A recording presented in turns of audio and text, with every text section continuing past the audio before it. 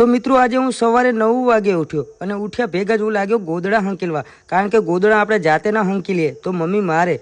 પછી હું સવારમાં મોઢું ધોવા લાગ્યો, પણ આ શું મારા કાનમાં પાણી પેસી ગયો.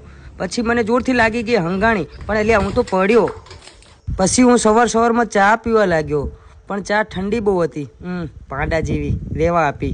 પછી હું ત્યાંથી ધાર્યું લઈને નીકળ્યો, કારણ કે મારે બર્તન કાપવા હતા, પણ એટલે ધાર્યું અટકી ગયું. પછી ત્યાંથી ચાલતા ફાઇનલી હું અમારા ગામના જંગલમાં પહોંચી ગયો, કારણ કે મારે બર્તન કાપવા હતા ચૂલો સળગાવવા માટે. પછી ફાઇનલી મને એક વૃક્ષ મળી ગયો અને મેં બર્તન કાપવાનું વિચાર્યું. પછી મને વિચાર આવ્યો કે આપણે વૃક્ષ કાપી નાખશું તો વરસાદ નહીં થાય. તો મિત્રો અહીંથી આપણને શીખવા મળે છે, વૃક્ષ વાવો, વરસાદ લાવો.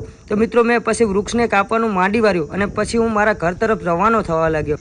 પછી મિત્રો હું ચાલતા ફાઇનલી મારા ઘરે પહોંચી ગયો અને ઘરે પહોંચી અને પછી મેં ખૂણામાં ધારિયાનો ઘા કર્યો અને પછી મેં એક પાણીની ડોલ ભરી, કેમ કે આજે મારે ગાય માતાને પાણી પાવાનું હતું અને આજે ગરમી પણ બહુ હતી. પછી મિત્રો હું ડોલ ભરી અને ગાય માતાને પાણી પાવા પૂગ્યો, અને કારણ કે ગાય માતા બિચારી બોલી ના શકે કે મને આજે તરસ લાગી છે.